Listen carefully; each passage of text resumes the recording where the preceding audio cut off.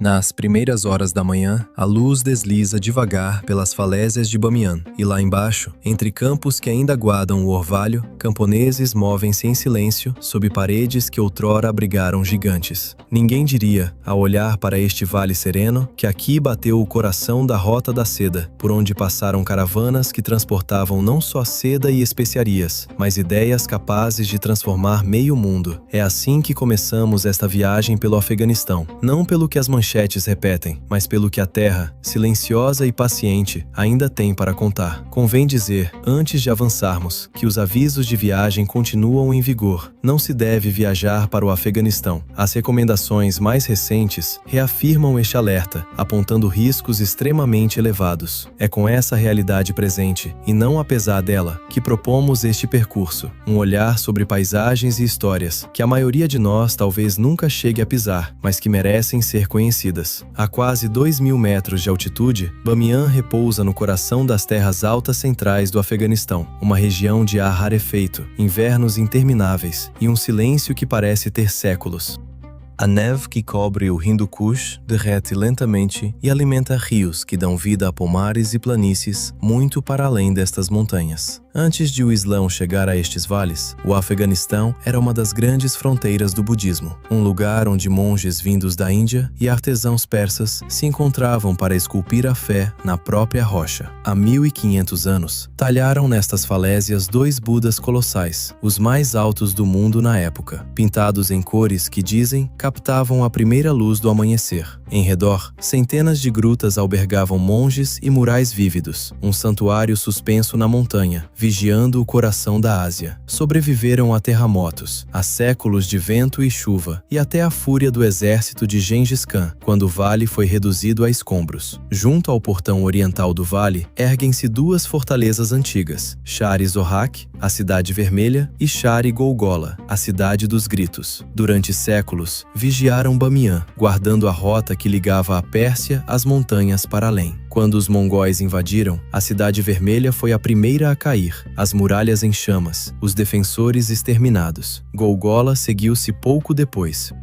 Conta a lenda que foi a própria filha do rei quem traiu a fortaleza e que ninguém lá dentro sobreviveu. As suas ruínas continuam agarradas aos cumes, testemunhas silenciosas de como este vale conheceu, em igual medida, a glória e o luto. E aqui talvez valha a pena parar um instante e perguntar: seria a filha do rei uma traidora? Ou alguém preso entre lealdades impossíveis? A história raramente nos dá uma resposta simples. A oeste de Bamiyan, a paisagem muda de cor. A pedra suaviza-se, o ar arrefece e a água surge onde menos se esperaria. 6 lagos de um azul profundo, suspensos entre falésias de calcário branco, brilham como safiras sob a luz do deserto. Chama-se Band-e-Amir, a barragem do comandante, nome que os habitantes locais associam ao Imã Ali, de quem se diz ter golpeado estas falésias e libertado as águas, que da noite para o dia encheram os vales. Hoje é o primeiro parque nacional do Afeganistão, um refúgio de quietude numa terra moldada por extremos. Cada lago está contido por muralhas naturais de travertino, represas minerais esculpidas ao longo de séculos pelo degelo do Hindu Kush, formando um dos sistemas lacustres mais raros do planeta. Vistos do alto, os lagos variam entre o safira profundo e o turquesa, separados por cristas de pedra branca e rodeados de estepes de grande altitude. No verão, os habitantes pescam ou deslizam sobre as águas paradas em pequenos barcos de madeira. É difícil acreditar que num país tão árido, a água possa parecer tão pura. Para lá de Band-e-Amir, a estrada serpenteia por vales esculpidos pelo vento e planaltos solitários, onde a cor volta a desvanecer-se. A água desaparece e a terra regressa aos tons de ferrugem e pedra. Aqui, nestas terras altas centrais tão remotas, erguem-se do horizonte as ruínas de Chehrel Burj, um complexo fortificado medieval com quase 9 séculos de existência, cujo nome significa o Forte das 40 Torres. Construído durante o Império Gúrida, guardava outrora as rotas comerciais que ligavam Bamiyan ao ocidente. Quando os mongóis avançaram, no século XIII, Chehrel Burj foi destruído, as suas torres despedaçadas, as guarnições apagadas da história. Hoje, as suas muralhas em ruína confundem-se com as próprias falésias, quase indistinguíveis das montanhas que as engoliram. Poucos viajantes passam agora por aqui, mas quem se detém entre estas pedras desgastadas quase consegue ouvir o eco dos soldados que outrora vigiavam a passagem das caravanas e o longo silêncio que se seguiu à sua queda. Passado Chehelburzh, as montanhas voltam a fechar-se. A estrada estreita-se junto a um rio sinuoso e as falésias sobem cada vez mais a cada curva. E então, do pó e do silêncio, surge algo quase impossível: o minarete de Jam, erguido no século XII sob o Império Gúrida, que dominou então um vasto território estendido do Irão à Índia. Ficava no coração de Firuzkoh, a capital gúrida, uma cidade próspera que desapareceu há muito, engolida por cheias e terremotos. Com 65 metros de altura, continua a ser um dos minaretes de tijolo mais altos do mundo, coberto de caligrafia cúfica e padrões geométricos que ainda brilham passados mais de 800 anos. Há quem acredite que foi erguido para celebrar uma grande vitória. Outros veem nele um símbolo de fé. A lenda local chega mesmo a ligá-lo à cidade perdida do profeta Jonas, acrescentando mais uma camada de mistério ao seu silêncio. Durante séculos, o minarete permaneceu escondido, protegido pelo isolamento, até ser redescoberto na década de 1950. Hoje está classificado como Patrimônio Mundial da Unesco em perigo, uma obra-prima da arquitetura islâmica na Ásia Central e um dos últimos vestígios de uma civilização que o mundo quase apagou. E, no entanto, a oeste dessas montanhas, essa mesma civilização encontrou nova vida numa cidade de poetas, reis e cúpulas de azulejo azul que ainda hoje capturam o sol do deserto. Falamos de Herat, uma das grandes capitais culturais do Afeganistão, cuja história recua mais de 2000 anos. Fundada nas margens férteis do rio Hari, Herat era conhecida pelos gregos como Ária, uma fortaleza conquistada por Alexandre, o Grande, durante a sua marcha através da Ásia. Séculos depois, floresceu sob dinastias persas e, no século XV, tornou-se a deslumbrante capital do Império Timúrida, um renascimento das artes, das ciências e da arquitetura que rivalizava com Florença. No seu centro, ergue-se a cidadela de Herat, ou Kala-e-Ikhtiaruddin, uma fortaleza erguida primeiro pelo próprio Alexandre, por volta do ano 330 antes da nossa era, depois reconstruída e ampliada por dinastias sucessivas como residência real. As suas muralhas maciças de adobe testemunharam tudo: reis persas, invasões mongóis, a ascensão e a queda de impérios. Ao pôr do sol, as suas torres brilham sobre a cidade, lembrando a quem observa que Herat resistiu a tudo e continua, ainda hoje, de pé. Não longe da fortaleza, encontra-se a Mesquita Sexta-feira de Herat, uma das mais antigas e requintadas da Ásia Central. Cada centímetro da sua superfície brilha com azulejos turquesa e cobalto, dispostos em padrões tão intrincados que parecem ganhar vida própria. Construída originalmente no século XIII e aperfeiçoada por artesãos timúridas, permanece uma obra-prima da geometria islâmica, uma visão de ordem e beleza que sobreviveu a terremotos e a séculos de convulsão. A norte da mesquita, ruínas estendem-se por uma planície aberta, os vestígios do complexo de Musalla, outrora um dos conjuntos mais grandiosos do mundo islâmico, encomendado no século XV pela rainha Gawhar Shad, incluía uma madraça, uma mesquita, mausoléus e minaretes imponentes, alguns com 55 metros de altura, as superfícies vidradas em azul e turquesa. As inscrições que resistiram misturam poesia persa com versículos corânicos, refletindo a harmonia entre arte e fé que definiu Herat.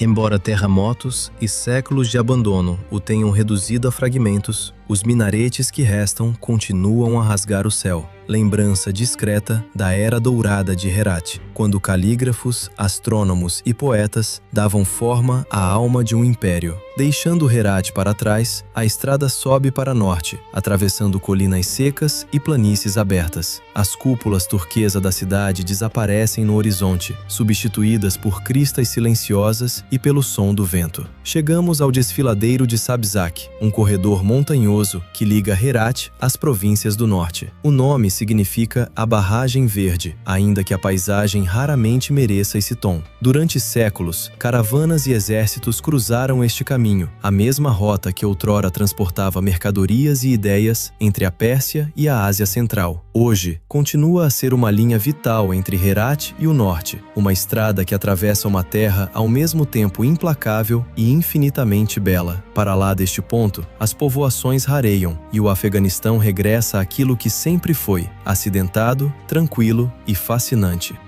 O norte do país sempre foi diferente, mais fértil, mais ligado ao mundo exterior. Um ponto de encontro entre a Ásia Central e as estepes que se estendem para além dela. Há milhares de anos que esta região é berço de civilizações, e nenhum lugar conta essa história melhor do que Balkh. Frequentemente chamada al-Bilad, a mãe das cidades, Balkh é um dos locais habitados de forma contínua mais antigos do planeta, e já era um centro próspero muito antes de Herat conhecer a sua glória. Foi capital do reino greco-bactriano, depois lar de reis persas e um dos primeiros centros do budismo na Ásia Central. Diz-se até que Zaratustra, o fundador do zoroastrismo, viveu e ensinou aqui, tornando esta terra sagrada muito antes da chegada do Islão.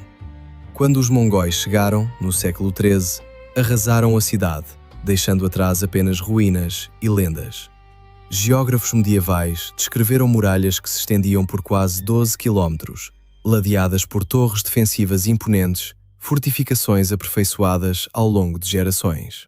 O que resta hoje são os baluartes de adobe e as ruínas da cidadela de Balkh, ou Bala Hissar de Balkh, camadas de história empiadas umas sobre as outras. Vista do alto, ainda é possível traçar o coração circular da antiga Balkh, com as suas ruas outrora irradiando de um centro sagrado, hoje assinalado pelo santuário e pelos seus jardins. Esta disposição radial, rara no Afeganistão, reflete o desenho antigo da cidade, uma capital ao mesmo tempo sagrada e real, cuja forma ainda ecoa entre a poeira como memória de um império desaparecido. Não longe da antiga Balkh encontra-se Mazar-i Sharif, sua herdeira espiritual. Numa terra dividida por montanhas, esta cidade sempre foi um lugar de encontro. No seu coração, ergue-se um dos monumentos mais deslumbrantes do Afeganistão, a Mesquita Azul, também conhecida como o Santuário de Hazrat Ali. Reza a lenda que foi construída no local onde o túmulo de Ali foi redescoberto, séculos depois de se ter perdido na história. Nascida da verdade ou da devoção, a mesquita tornou-se o centro espiritual do norte afegão, atraindo peregrinos de toda a Ásia Central. A sua superfície brilha com incontáveis azulejos azuis que mudam com a luz, turquesa pálido pela manhã, safira profundo ao entardecer. Nos seus pátios vivem pombas brancas, tidas como símbolo de paz, e diz a lenda que nunca partem daquele lugar. Das cúpulas azuis de Mazar-i Sharif, a estrada segue para leste, atravessando planícies abertas que aos poucos se erguem em direção às colinas da província de Samangan, uma região tranquila de pomares, cristas e vales escondidos, que parece bem distante do mundo moderno. Aqui, esculpido diretamente numa crista de calcário, encontra-se um dos sítios antigos mais notáveis do Afeganistão, Takht-i Rostam, o Trono de Rostam, nome que homenageia o herói lendário da épica persa. Este lugar situa-se no cruzamento entre o mito persa e a história budista. Datado do período Kushan, foi outrora um mosteiro budista próspero, mas, ao contrário da maioria, não foi construído à superfície, foi escavado diretamente na rocha viva. No seu centro, ergue-se um estupa circular, talhado numa única pedra, rodeado por câmaras de meditação escavadas na encosta. Arquitetonicamente, recorda as grandes grutas de Ajanta, na Índia, mas o seu isolamento preservou-o durante quase 2000 anos. No interior das suas passagens frescas e ressonantes, ainda se sente a calma de séculos passados. Poucos viajantes chegam até aqui, mas quem se detém entre estas paredes esculpidas sente o peso do tempo. Um lembrete de que a história do Afeganistão vai muito mais longe do que o mundo se lembra. Das planícies do norte, a estrada volta a virar para sul. As montanhas voltam a fechar-se, o ar arrefece e a viagem sobe rumo ao coração do país. À frente espera Cabul, uma cidade reconstruída, reinventada e renascida mais vezes do que a história consegue contar. Durante séculos, Cabul manteve-se no cruzamento de impérios, moldada por persas, mogóis e tantos outros que atravessaram os seus vales. Outrora paragem essencial na Rota da Seda, tornou-se um ponto de encontro onde gente da Índia, da Pérsia e da Ásia Central se reunia para comerciar e trocar ideias. Em meados e finais do século XX, era muitas vezes chamada a Paris da Ásia Central, uma cidade de jardins de rosas, poesia e cafés ao ar livre, antes de décadas de conflito a transformarem por completo. Ainda hoje se sente esse espírito nos bazares, onde os comerciantes chamam por trás de bancas cheias de especiarias, cobre e tecidos tingidos. Entre os tesouros ali vendidos, nenhum carrega a alma do Afeganistão, como seus tapetes, tecidos à mão em aldeias que vão de Herat a Mazar, cada um refletindo a vida de quem o fez, os padrões da terra, o ritmo das estações, as tradições passadas de geração em geração. Os tintas vêm da própria terra, cascas de romã, cascas de noz e raízes de garança, dando origem aos vermelhos e azuis profundos que marcam o design afegão. Depois de terminados, os tapetes seguem para os mercados de Cabul, dando continuidade a um comércio que liga o Afeganistão ao mundo há centenas de anos.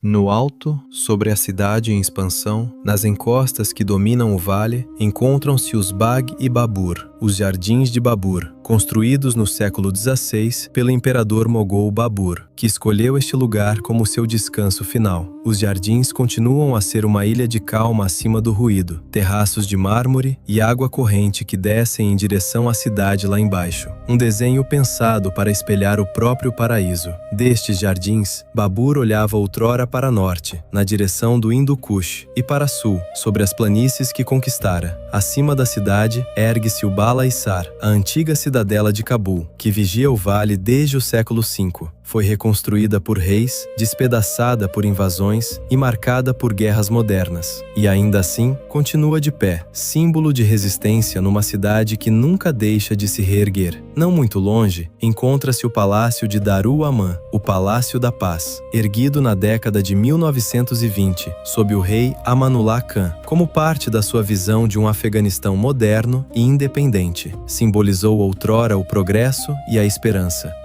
Décadas de conflito deixaram-no em ruínas, mas a sua restauração recente devolveu-lhe algo do antigo esplendor.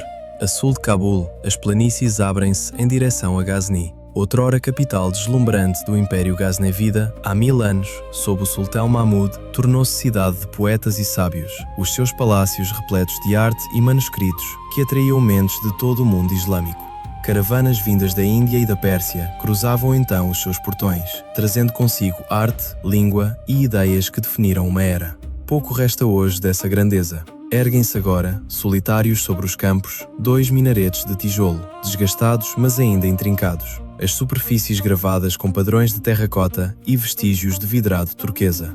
Marcavam outrora a entrada de uma mesquita do século XII, quando Ghazni figurava entre os grandes centros do saber islâmico. Agora permanecem sós sobre os campos, sentinelas silenciosas de um império que outrora ligou as grandes civilizações da Ásia. A leste de Cabul, a estrada desce até o desfiladeiro de Maripar, uma passagem estreita de rocha e rio, onde as montanhas parecem fechar-se sobre quem passa. Pontes atravessam o desfiladeiro, ligando uma estrada usada há muito por comerciantes, soldados e viajantes de todo o tipo. Uma rota que conheceu, ao longo de séculos, tanto o comércio como o conflito. Conduzir aqui não é para os mais receosos. Curvas apertadas agarram-se a falésias abruptas, com o rio a brilhar lá muito embaixo. Visto do alto, o desfiladeiro revela-se em contrastes dramáticos: pedra, água e céu entrelaçados em movimento. Aqui, os vestígios de impérios cedem lugar à natureza selvagem, e o Afeganistão volta a mostrar a sua beleza mais crua e indomada. Para lá do desfiladeiro, a estrada continua por uma região de beleza impressionante, uma terra de vales profundos, rios cristalinos e encostas florestadas que parecem subir sem fim rumo às nuvens. É o Oriente Afegão, onde montanhas escarpadas encontram bolsas de verde fértil e aldeias se equilibram em socalcos talhados na pedra. O ar aqui sente-se diferente, mais fresco, mais vivo, cheio do som da água e do vento. Ainda que marcada por anos de conflito, permanece uma das regiões mais deslumbrantes e menos exploradas do país. É nesta paisagem que se encontra Nuristan, outrora chamada Kafiristan, a terra dos infiéis, até que o seu povo abraçou o Islão em 1896, passando a chamar-se a Terra da Luz. Aqui, a névoa agarra-se às árvores pela manhã e a luz do sol filtra-se através da copa, uma visão rara num país conhecido pelo deserto e pela pedra. Casas de madeira erguem-se pelas encostas, com varandas e pontes esculpidas na própria floresta que as rodeia. Os nuristanis preservam uma cultura sem paralelo no resto do Afeganistão. Os seus cantos, entalhes e festivais ecoam tradições que recuam até tempos pré-islâmicos e talvez até ancestrais indo-iranianos ou gregos. Alguns estudiosos acreditam que, por estes vales, passaram outrora soldados de Alexandre. As suas lendas ainda recordam esses guerreiros, e vestígios de antigas crenças de montanha persistem no seu folclore. Poucos forasteiros chegam a estes vales, escondidos atrás das montanhas e isolados pela falta de estradas, uma das regiões mais remotas e menos documentadas de todo o Afeganistão.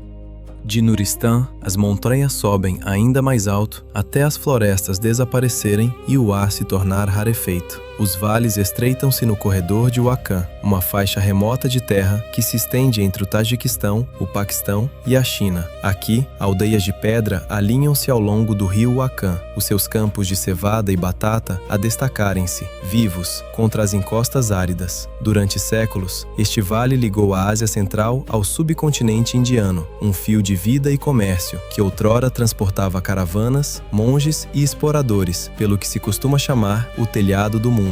Com cerca de 350 quilômetros de comprimento e apenas entre 20 e 60 quilômetros de largura, o corredor foi traçado nos mapas durante o Grande Jogo do século XIX, servindo de zona tampão entre as ambições russas e britânicas. Mais a leste, a terra sobe acima dos 4.000 metros, entrando no Pamir afegão, um vasto mundo varrido pelo vento, onde as cordilheiras do Hindu Kush, do Pamir e do Karakorum convergem. O ar é rarefeito, o vento cortante, e o silêncio parece não ter fim.